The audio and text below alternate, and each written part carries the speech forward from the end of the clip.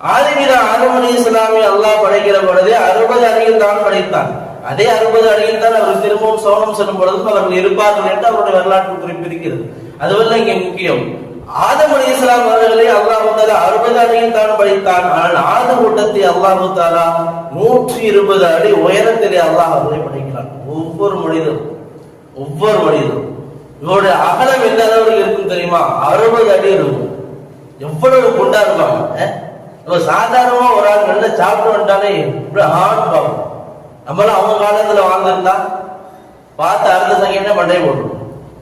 நல்லவேளை அல்லாஹ் தஆலா அவர்களின் காலத்தில் எல்லாம் நம்மை படைக்கவில்லை என்பது நமக்கு ஒரு சந்தோஷமான செய்தியாக கூட நாம் நினைத்துக் கொள்ளலாம். 120 அடி உயரமானவர்கள், 60 அடி அகலமானவர்கள். சொல்ல போனால் இவருடைய சமுதாயத்திலே ஒவ்வொரு நாளைக்கும் 1000 குழந்தைகள் பிறகு